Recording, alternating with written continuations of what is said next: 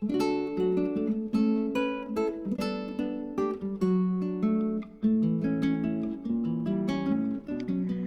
everybody, welcome to my channel. If you've been here before, welcome back. This is part 2 of the aftermath when a loved one passes, particularly a parent, in my case, more specifically my mother. There is a lot to do. Even if there's not a lot to do, there's a lot to do. Excuse me. So as you can see, I am back at Mom's house, filming from the kitchen as usual. And this is also going to be the start of a mini series that I'll be calling Moving In to Move Out. And the reason for that is, again, I'm back at Mom's. I've moved in here for several weeks to clean the house out, get it ready to probably go on the market or sell to an investor. Whichever way I decide to go with that, which is another part of what we'll be talking about today. As you can see, I am clearly a mess. My hair is disheveled, no makeup. As usual, keeping it real and keeping it raw. Just, being honest about what's going on here. I've spent a large part of the morning going through Mom's closet. Now, again, I said there's so much to do when a parent passes. Part of that is going through their personal items. So I'm going through the closet, which is rather dusty. She has a large closet. She's lived in this house for almost 30 years. And stuff has gotten shoved to the back and dusty. So I'm a little dirty and messy from that, but that's okay. It's part of the deal, right? I've put together, just from this morning alone, 7 bags of clothes. I don't know about you, but or your parents, but my mom, who in at least the last 20 years, probably even more,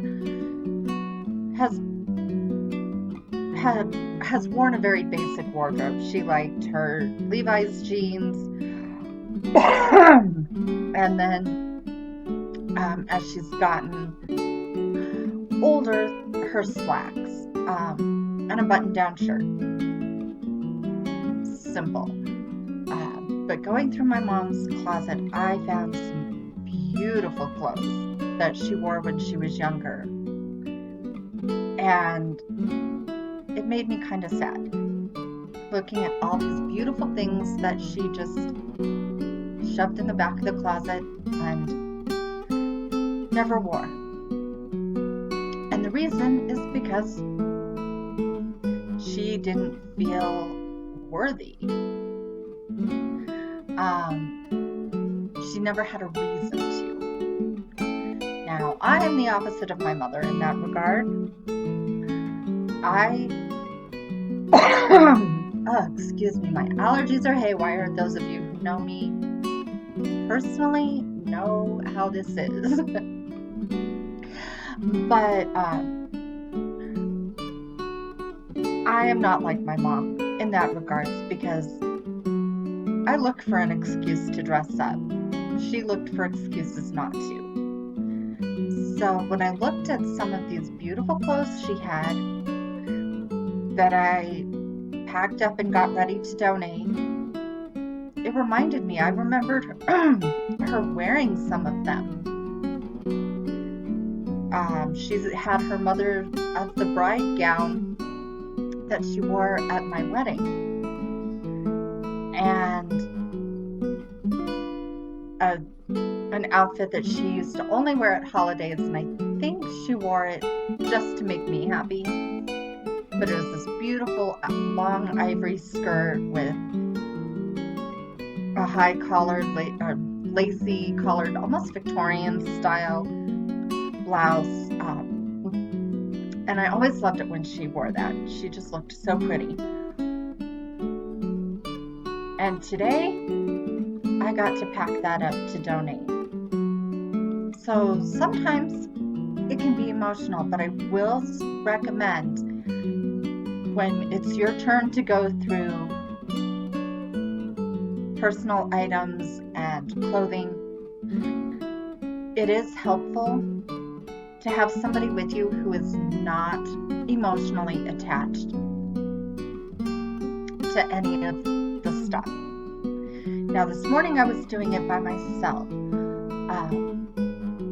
The day before my mother's service, my cousin's wife helped me, and another cousin has helped me go through some as well. So I'm not, I haven't been completely on my own to do it, and I definitely recognize the value of help, and particularly help from those who are not emotionally attached, because at least to get started,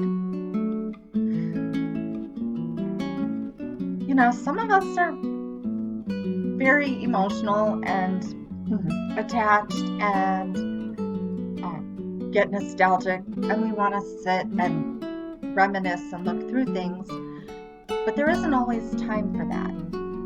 I'm fortunate I can pack some things up that have meaning, or that I want to take a little more time with, and take them back home with me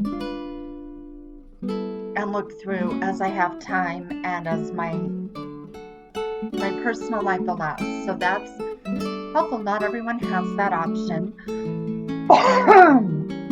Oh my goodness. The wind is blowing and dust is everywhere. So, yeah, the leaves are falling. It's beautiful autumn here in Colorado. But with that, the dust kicks up and the allergies get going. So I apologize, but this is going to be an ongoing thing. So, having somebody who's not a part of that is actually helpful, because they can look at clothing and hangers and empty boxes and be practical. Now, in my case, my female cousin who helped me look through some of the costume jewelry and determine what was junk and what was more high-end. I can't recall my mother wearing much jewelry at all. I know she wore some, but she wasn't really into the fashion looks like me. And, when I'm feeling bad, I want to dress up because it helps me feel better. So, I didn't know what to do with a lot of the costume jewelry, because a lot of it's vintage. Some of it was my grandmother's. So having my cousin was very helpful, because she actually used to do estate sales for a living.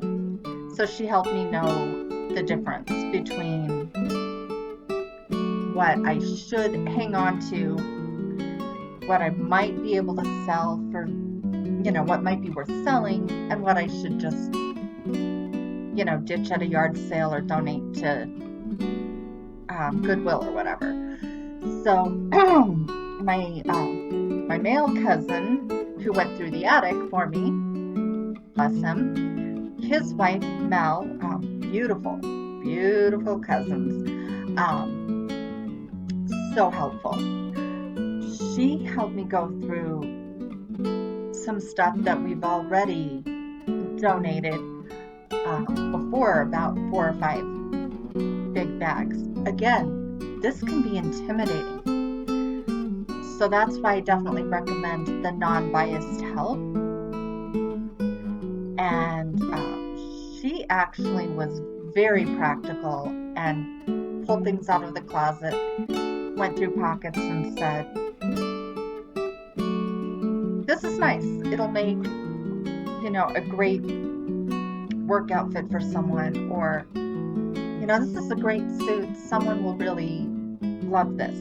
And that helped me a lot, because I had that knowledge that maybe somebody could benefit, that I'm not just throwing away my mom's whole life. And that thought creeps up from time to time, like, I'm going through all this stuff, and what a shame, and I feel like I'm just discarding my mom's entire history, but I'm not. And I know I don't hang on to clothes for 30 years. My mom has. So, maybe even if she was still with us, it would be time to purge some of these things. And if somebody else can benefit and get affordable clothing for their work wardrobe, great. That's something I highly support. So that's what I'm doing today.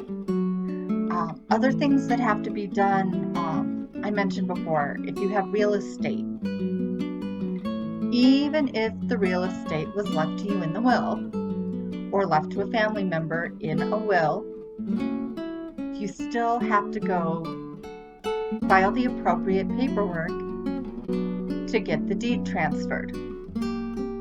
You have to contact the mortgage company if there is one. I've been doing some research on this, and in most areas, I believe the beneficiary of the home can assume the mortgage if they live in the home. If you do not live in the home and you want to rent it out, or I don't know, what else would you do besides sell it? But you would not be able to assume the mortgage. You would have to refinance it and qualify it into your own name. Now, I intend to sell the home, so I have to do some research on whether it's best to completely deed it to myself, or and then sell it 100% out of my own name. My name's already on the home, so that that does help. And again, I have to do a little more research in that regard. However, the next thing that people have to think about is not just going through the closets, but your parents probably have things that belonged to their parents. Now, do you want to share any of these things with siblings? If you have any cousins who shared grandparents with you,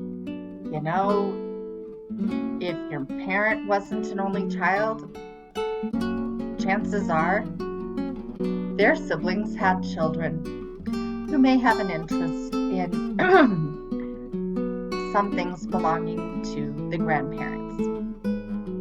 So that's something to think about, how you want to handle that. Are you going to just pick and choose and divvy things out to the people you think should have them? Are you going to let the cousins come in and pick over what they want? In my case, I've done a little bit of both.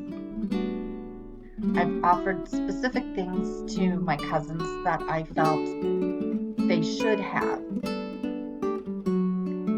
And also given them the option to ask for anything else that they would like. And it seems pretty overwhelming that I made really good decisions. The things that I picked for them were things that they would have asked for. So that's good. And we'd all, when my grandmother passed away, we had already discussed some of what each of us would be taking and what we'd like to have. So I've distributed, some personal items, jewelry, photographs, things like that. And then there's also cleaning extra spaces, bare bedrooms, hall closets, household items. Again, in my case, I'm fortunate. My cousin advised me on some items that I may want to look into further.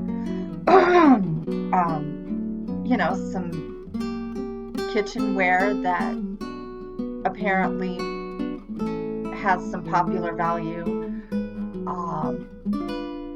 The sheds. Oh my goodness, so much stuff in the sheds and garage. I, again, recommend having someone help you look at these things that isn't emotionally attached to them. No personal interest in what happens to things.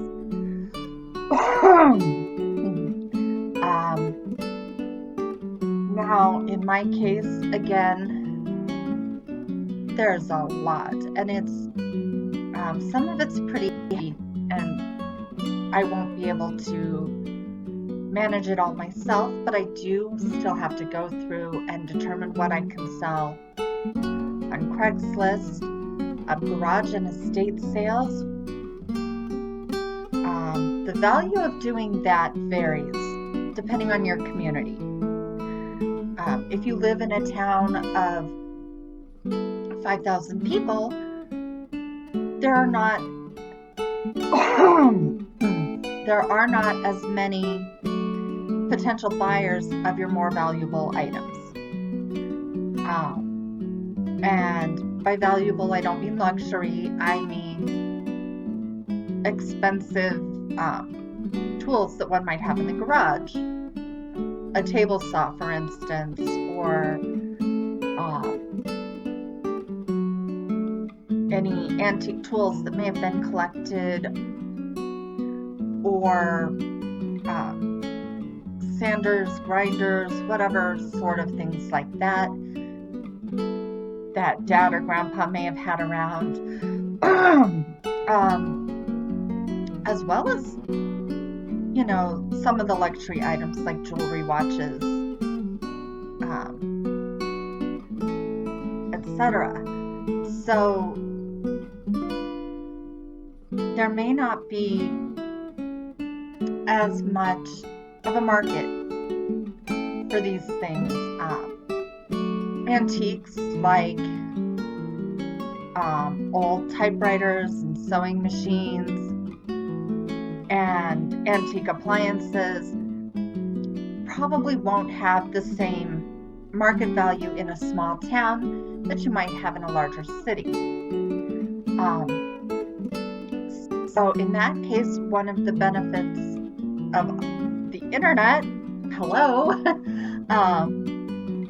is Craigslist, Nextdoor.com, eBay. I think even Etsy now has a section for antique and vintage items. There are a number of antique trading websites. So you may be able to sell that type of stuff better online.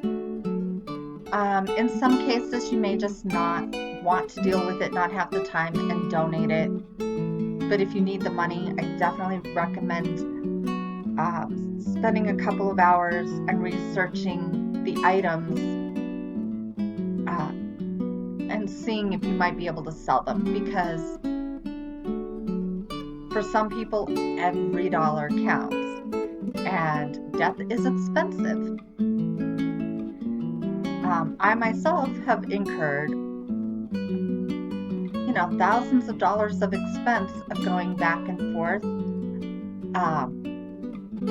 and renting cars and just existing in two places. So I would like to get some of my money back. I can do that, maybe not all of it, but hopefully some, by maybe selling off some of the antique items that I, one, don't have room for in my own house, two, probably would never use. So let it be worth something. And I don't have anyone in my family that would like to take them from me, so why not? Not everybody wants to just sell things off. Sometimes you'll find something that you definitely want to keep. I found a crystal carafe. I decided to keep it. It was my grandmother's, and I have much of her other crystals, so I may as well add that to the collection. I like it, I'll use it. Meanwhile,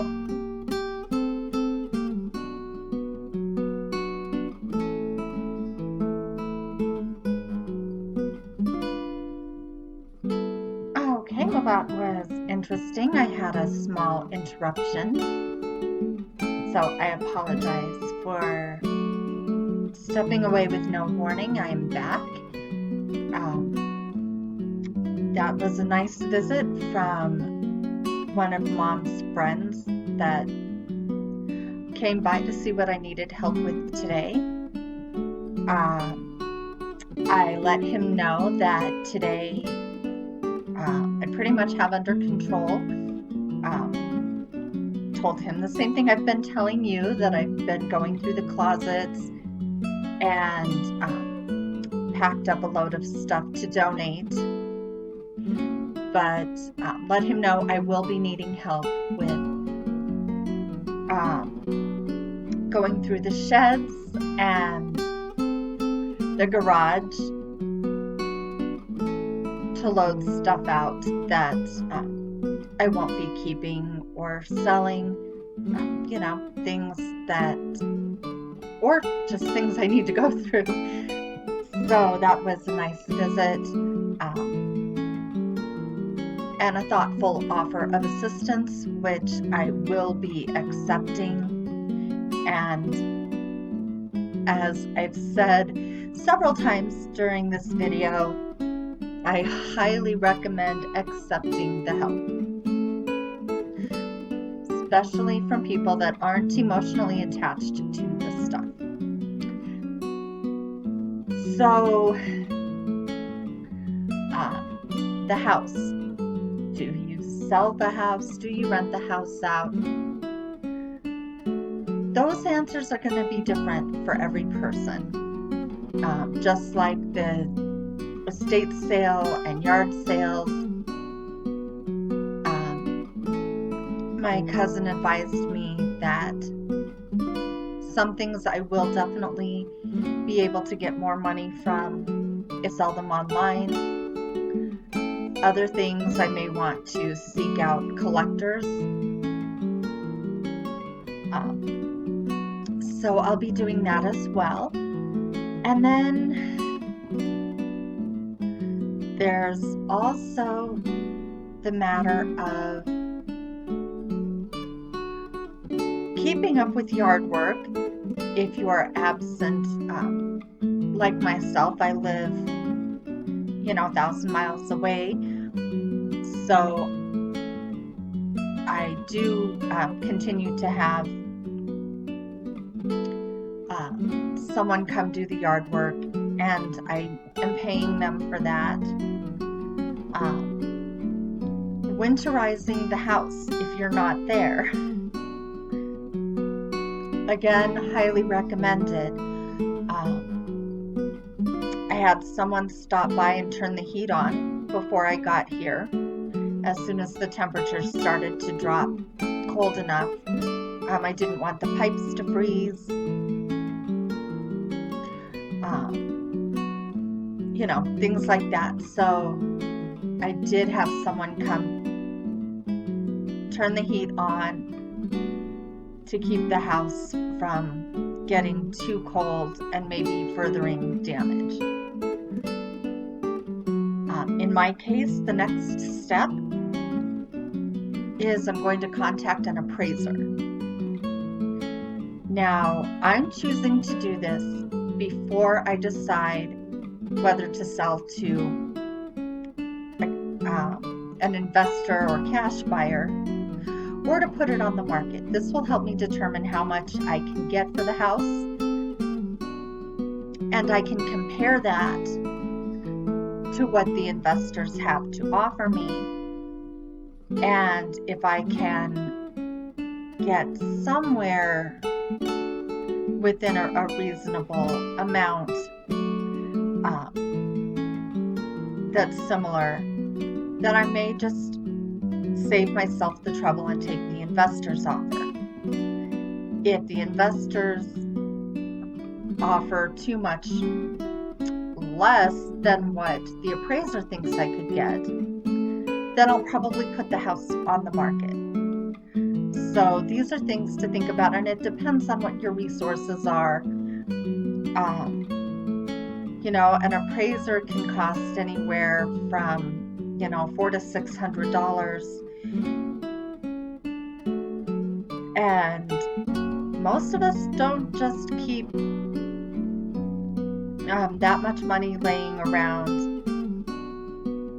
Some of us have our emergency funds and can take money from savings. But again, it depends on what your resources are, if you can do that. If you plan to put the house on the market, the buyer pays for the appraisal through their mortgage process. So for some people, that's the better way to go, is to just wait and see what the you know, what they can get for it on the market. Myself, I'm trying to be proactive and get as much taken care of as quickly as I can, to not drag this out any longer than I have to, because I am paying the mortgage on this home, as well as the utility bills, in addition to my living expenses, my mortgage and utilities on my own home. So, you know, again, your best judgment, but I'll let you know how it goes with the appraiser, and we can touch back on this sometime later if it seems appropriate. So that said, then there's basic cleaning. Yay, we have to, you know, go through and dust and vacuum, clear out cobwebs, the normal stuff that you would do with the house you're living in also needs to be done with the house you are not living in. Now, as I said at the beginning of the video, I moved in, and I'm planning to be here for several weeks until I can get these kinds of things done. Not everybody has that as an option. So again, use your best judgment. Some people hire cleaning companies, which I may or may not do. My priority is getting the physical items dealt with first. and basic everyday cleaning as I go. So I'm still doing my dishes and laundry and cleaning the bathrooms and keeping up with the daily maintenance. And I plan to, add deeper cleaning projects in the same as I would at my own home. It's Saturday. Maybe I'll just go ahead and start wiping off the doorknobs and cleaning fingerprints off the light switches, sort of thing. And then, of course, as I said, top priority is emptying out dressers, cleaning off dresser tops, emptying out closets so that I can sell furniture and donate what I don't think will sell, or what I think would just be too much trouble. Once you've dealt with all of the small stuff, again, there are companies that will come in and help clear out bigger stuff depending on what kind of resources you have. So that's another thing to think about and look into. Now, in some cases, you may need to open an estate account for your deceased loved one's assets. So sometimes there will be a situation where someone owes money to the deceased. In my case, we had a credit card that we accidentally overpaid, leaving a credit balance that is owed back. So for that, I will have to open an estate account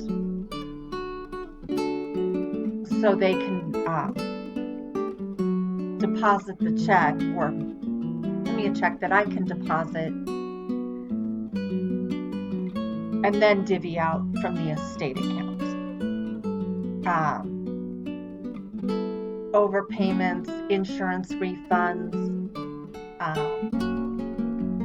credit refunds, things like that may have to go to an estate account, even if you don't probate anything, because there will be money coming back in some cases. Now, if your loved one owed a lot of money, that's the opposite spectrum. You may want to open an estate account to put the money in from that yard sale, from the estate sale, whatever. You sell the furniture to the used furniture store, consignment, or whatever. Put that money into the estate account, and you can pay their bills, and debts can be paid off from that estate account. So again, depending on what your needs are, do your research, talk to professionals in the field who can give you expert advice. I'm not giving you expert advice at all. I'm only talking from my own experience, which may be very different from yours.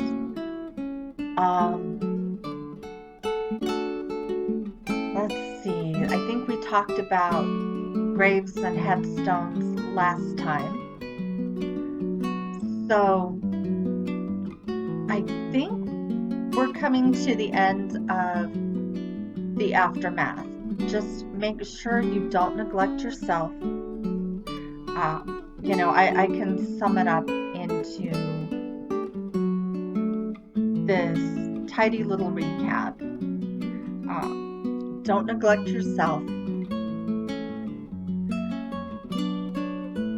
Stay organized, both with the paperwork and the physical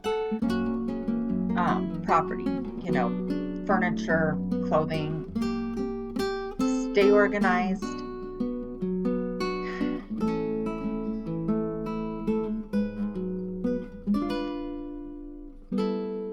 Accept help. Make the most of your resources and plan ahead. Know what's going to happen. Know you're going to be dealing with this with a loved one, whether it's your spouse, your grandparents, your parents. We are all going to go through this at some point. So be prepared, mentally accept that, and take practical steps to minimize the chaos.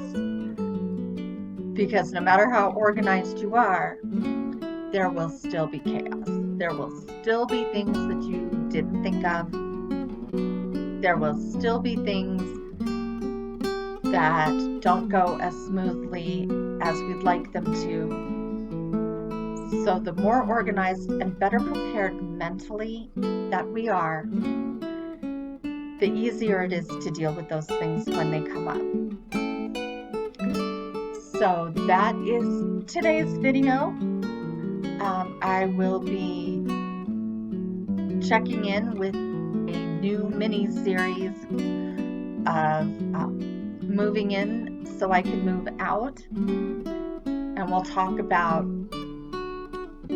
all the things that we have to deal with, specifically in addressing